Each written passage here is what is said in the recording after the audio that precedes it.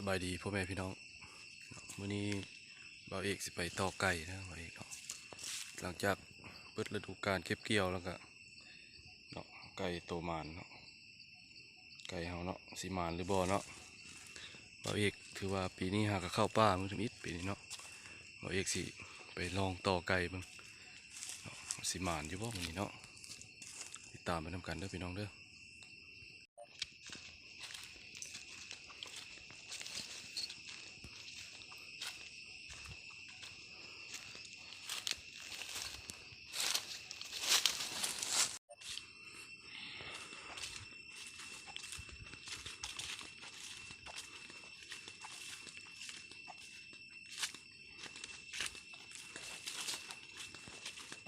ถือว่าปีนี้ถือว่าบ่าวเอกหากเข้าป่าเกือบมิดเนาะ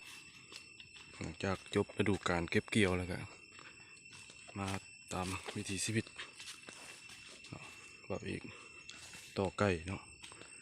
ลองเอาไก่มาลองขึ้นคอนเบิ่งโอ้โหว่ามันสิมีไก่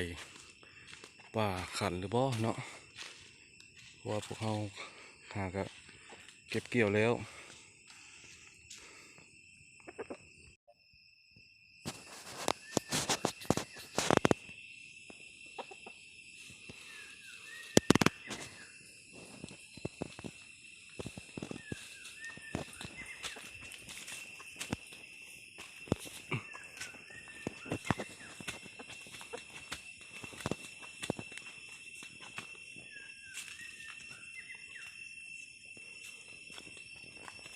จะเลาะฟังเบิ่งเสียงไก่ก่อนพี่น้อง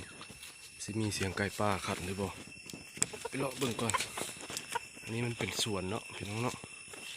สวนของประชาชนในบ้านนี่แหละ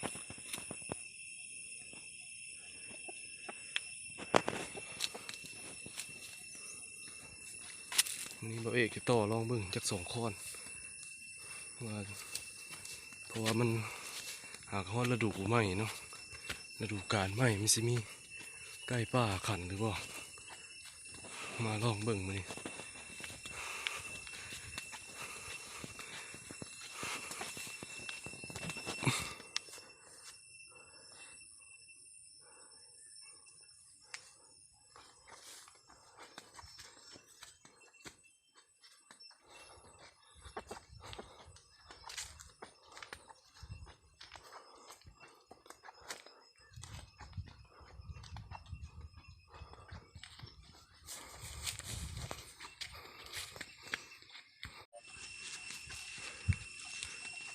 โอ้เลี้ยงหมูหลายแท้เนาะ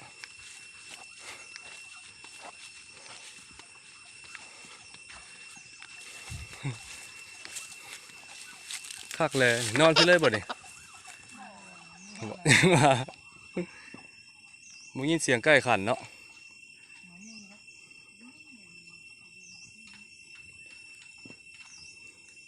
แล้วมันบ่ทันขันบ่ไก่เนาะแต่ก็เอาป้องนี่ขันปิดป้องนี่นะ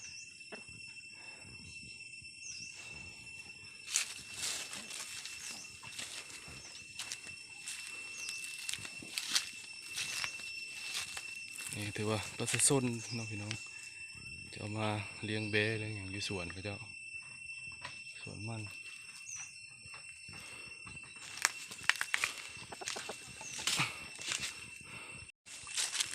จะเข้าไปหาพ่อเฒ่าแล้วเฒ่าอยู่ที่บ่พ่อเฒ่านี่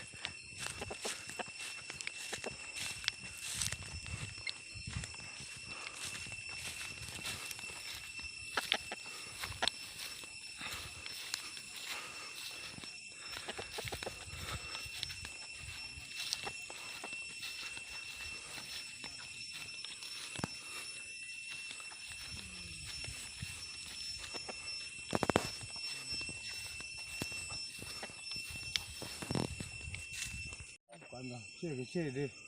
จะใส่สิพี่ปีนี้ยันบ่ทันขันปีนี้เบิ่งเนาะน้องมันนะคือผมนี่คันผมนี่บูกันลายเนาะเบ้เจ้าพ่อเฒ่า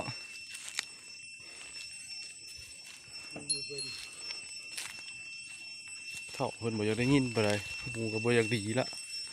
เท่าก็ได้นี่เที่ยงแล้วนี่โคกเบ้แล้วแต่ละมือเรามานอนที่นี่นะพอเท่าแรงๆแล้วก็มือจะน้อยแล้วก็มือแล้วนี่เนาะจะน้อยแล้วก็มือแล้ว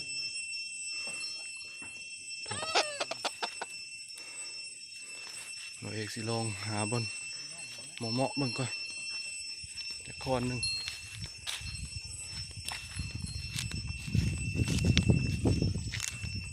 ลองไก่เลยว่าไก่มันเป็นไก่ไหมนะ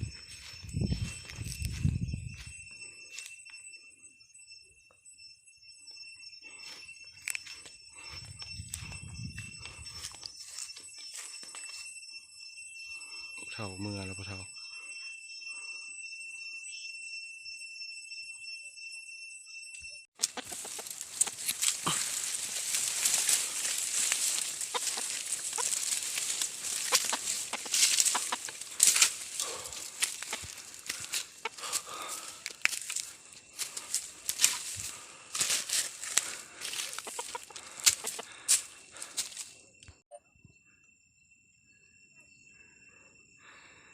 ตอนนี้บอยก็ขึ้นมาเขาถึงเนาะ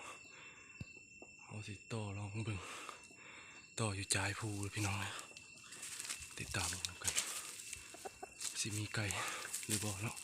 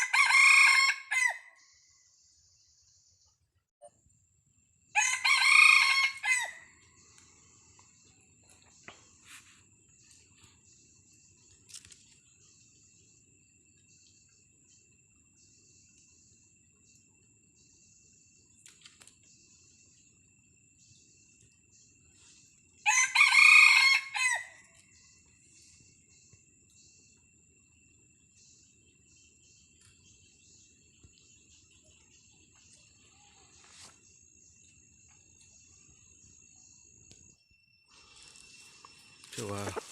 เขาต่อคนเล็กบ่มีไก่นะพี่น้องเนาะบ่มีไก่บ่ลงมากอากาศมันกับบ่อยากเปลี่ยนใจไปเลยนะสีหนาวๆเนาะเราสิไปลองเบิ่งอีกไปเบิ่งบ่ได้มันเหมาะๆเนาะอยู่ทางลุ่มมาจังลองเบิ่งอีกบ้านหนึงแต่ว่าไก่เฮาก็ขันดีอยู่นะพี่น้องเนาะขันดีอยู่พี่น้องไก่เฮาไก่โตเฮาเนาะขันดีอยู่แต่ว่าไก่ป่าบ่มีไก่ป่าบ่มีมันบ่ทันลงมาเนาะมันทันลงมาพี่น้อง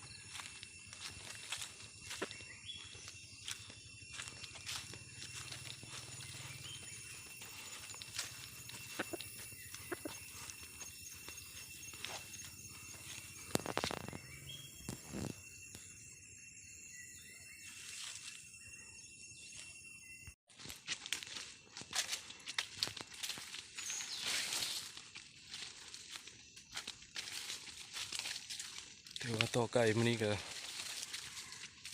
ยังบ่มีไก่เนาะพี่น้องเนาะบ่าวเอกอะสิพอเท่านี้ก่อนเนาะที่แรกก็สิต่อ2 คอนเดียวเนาะตามประธาน